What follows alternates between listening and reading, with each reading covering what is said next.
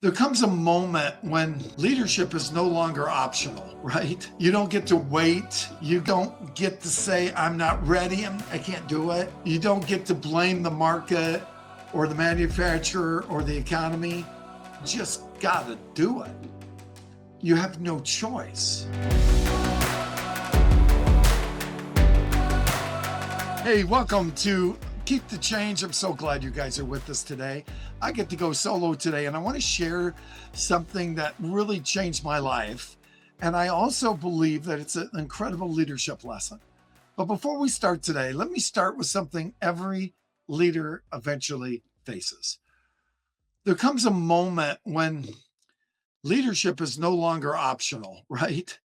You don't get to wait. Don't get to say, I'm not ready. I can't do it. You don't get to blame the market or the manufacturer or the economy. Just got to do it. You have no choice. Have you ever been there? To that place where your life is going to be defined in those moments? And those moments don't just test your business, they reveal your habits. It's funny how habits are a big topic these days in a lot of areas, aren't they?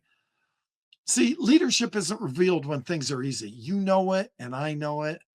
It's revealed under pressure, like diamonds are revealed under pressure.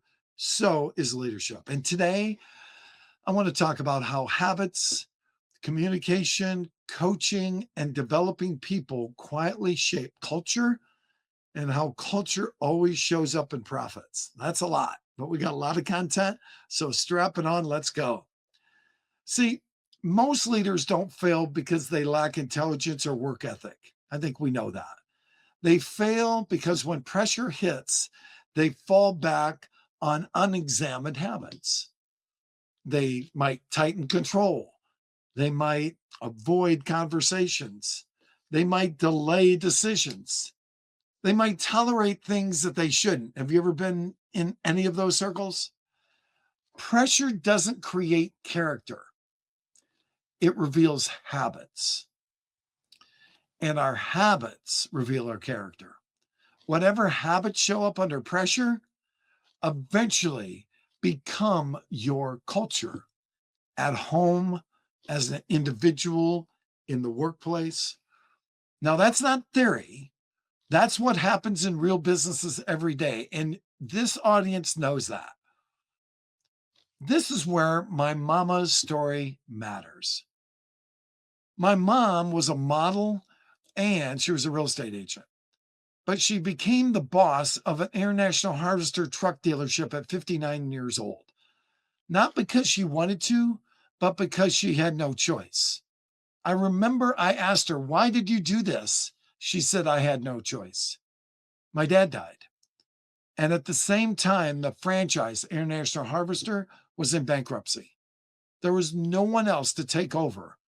Her dealership wasn't bankrupt, maybe. There was money going out the back door and a lot of bad attitudes. But the ground underneath her was unstable. Supply uncertainty, support uncertainty, nervous customers, employees were watching to see what she was going to do. This 59-year-old woman walking into a truck dealership. And the first thing she did was nothing, not quite. She wasn't going to make big changes, but she did get aware. See, one of the core ideas I teach is that change doesn't start with action, it starts with awareness. She didn't say it's not happening. She didn't deny reality. She didn't sugarcoat it. She assessed it. She had an old building with leaky pipes. The industry was unstable. They had a lot of instability, and people were unsure about the future. Leaders who skip awareness rush into bad decisions. And she didn't. She couldn't. She had no choice to do it the right way. And here's what she did. She did have a service manager who had been there 35 years, Dick Flav.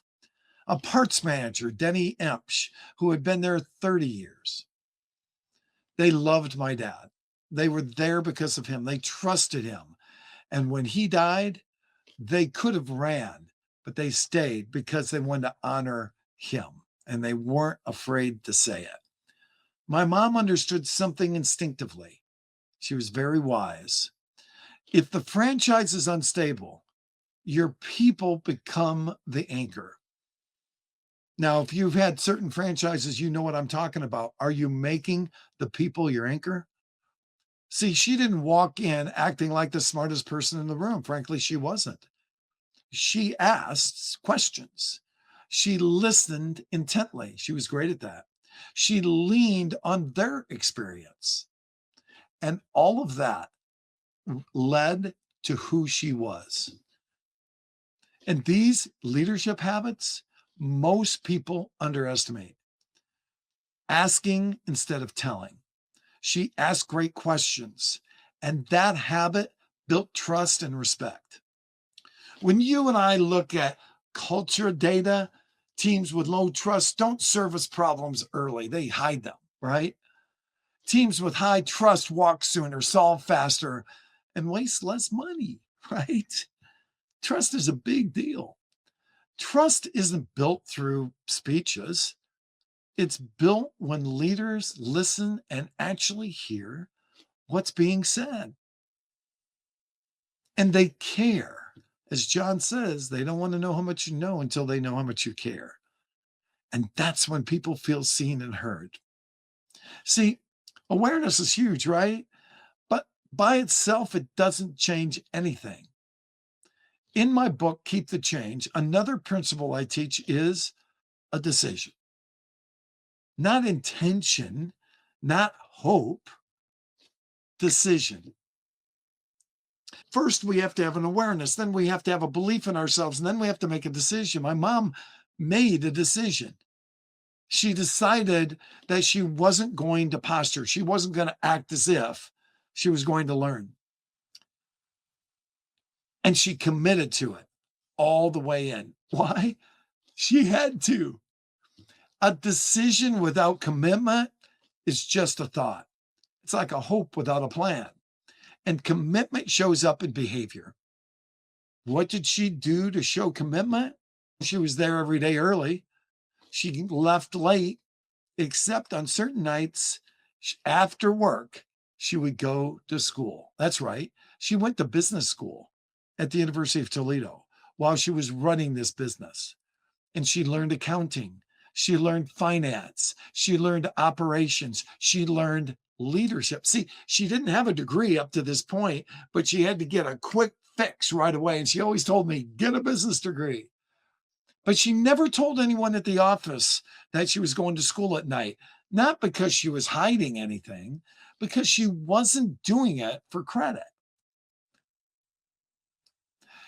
She was doing it for competence. She was doing it for consistency. She was doing it so that she could talk in a language with the people that were in the dealership. See, great leaders don't grow by blaming the market. She got that. They grow by asking better questions. We've said that. And she asked, what's working? What's broken? Where is money leaking? And what habits are helping us and which ones are hurting us. And she used Dick and Denny to help her with that because they were her trusted advisors and partners in this. And we all get that as business people. Money doesn't just leak randomly. It leaks through avoidance, unclear expectations, inconsistent accountability, and behavior that's tolerated. And unfortunately, a lot of that behavior was going on before. And so it doesn't become a values problem. It was a habits problem. It was a leadership problem before. And this is where communication and coaching intersect. I really believe in big communication. I'm sure you do too. A conversation becomes crucial when emotions are high, right? When stakes are high and when opinions differ. All that was going on in my mom's dealership. That's leadership. That's business. It happens every single day. But the more we do it, the less those things happen. But most leaders default to one of two habits. They avoid or they force. They have silence or aggression. And silence and aggression produce the same outcome, fear and disengagement. When we look at cultural scorecards, which is a program we give to businesses where the employees get to talk about what's going on in their business, one of the areas they look at is communication. And they anonymously tell us communication suffers when expectations aren't clear and feedback isn't consistent. And either tough conversations don't happen or they happen too late and with too much emotion. See, my mom did not avoid hard conversations. I know that from when I was a little kid, but she also didn't dominate them. She asked questions. Have you heard that a little bit today? She listened first.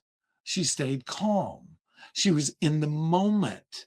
The people knew that they were cared for by the way she was doing it. And you know what?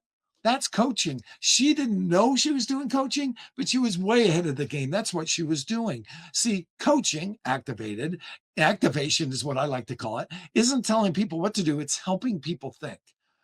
And one of the most powerful shifts a leader can make is this. You ready? Stop asking, why'd you do that? With emotion.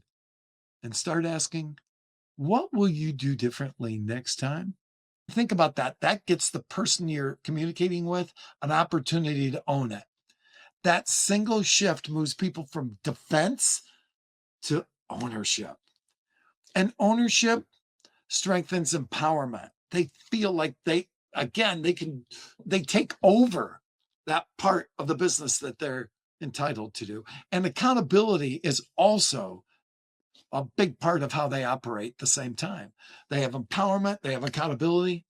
But there's one more piece that ties habit, communication, and culture together. One of my favorites, you've heard me talk about this before, developing people. When we look at culture data, again, those culture scorecards that we give to businesses, one of the other strongest indicators of long-term health isn't perks or pay plans. It's whether people feel they're growing. People want to grow. And when they do these anonymous assessments and they say they're not growing, that's a red flag. When I look at my mom's leadership journey, what stands out is how clearly she grew as a leader while developing others. Not because she was up here or higher. No, she started out as a position leader. She had the title, not the experience. And then instead of pretending that was enough, she went to work on herself. She went to school and she learned how to lead better. As she listened and built trust, she became a permission leader. She built relationships with these people. That was their mama too.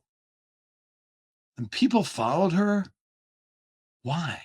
Because they wanted to. It was a whole different leadership style than my dad. That trust produced results. Processes improved. Waste decreased. Accountability increased. But she didn't just stop at results. Through coaching, activating, and responsibility, she began developing people. Leaders emerged. Confidence grew. The culture strengthened. Eventually, she wasn't just leading people, she was developing them. But she was developing people who also started developing people who develop people. That's legacy leadership there. It's what I do in my ministry. We develop leaders who start developing other leaders. And it's so powerful. She brought in a partner who loved international trucks, go figure. And he always wanted the opportunity to be a co-owner of a dealership. She didn't see the partnership as a weakness. She had been in the business for about 7 years when she did this. She saw it as collaboration and because of that, leverage. And he knew people she didn't. She stayed day to day in the business, but she partnered up with him and he had his role and she had hers. But they were present, they were engaged, and they were consistent. And get this, one rooftop became 2 rooftops. 2 rooftops became 3. Dude, she started at 59 as a model. And guess what, too? They were highly profitable. And when she was 90 years old, she sold the operation to a mega truck dealer. It didn't happen by accident.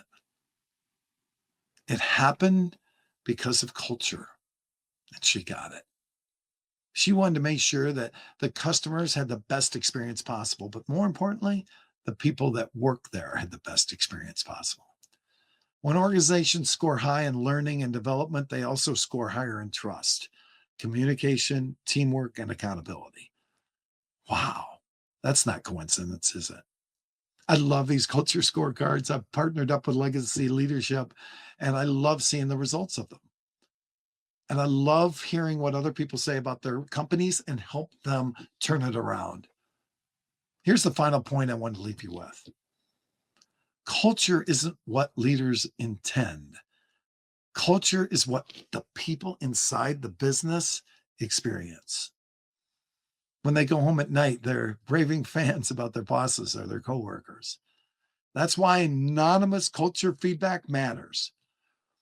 And it gives you a framework that you never knew was going on. If you want to know what your culture really looks like, what people are saying about communication, trust, accountability, teamwork, and leadership, and more, ask them. You might think, but do you? Because change in culture leads to change in profits. And if you want to look at your culture or see what people are anonymously saying about your business, reach out to me. You can reach me at bartn17@gmail.com, or you can connect with me on LinkedIn at Bart Nollenberger. I would love to walk you through what that culture scorecard would look like for you. No pressure, just clarity, just communication. See, leadership isn't about knowing everything. Oh man, I got people around me that are a lot smarter than me. It's about building habits that hold up under pressure, developing people intentionally, and creating a culture where the truth can surface. And people are good. They're glad they get to tell the truth. They feel safe. That's a word we haven't even talked about, but that's a big one. Are they safe? That's how culture changes, and that's how profits follow. Hey, it's so fun hanging with you. This is my favorite topic. My mother and my wife are about my favorite topics, two incredible leaders. If you have any more information you would like on that culture scoreboard, love to go over it with you. God bless you. Go ahead and share this with somebody, and we'll see you next time on Keep the Change.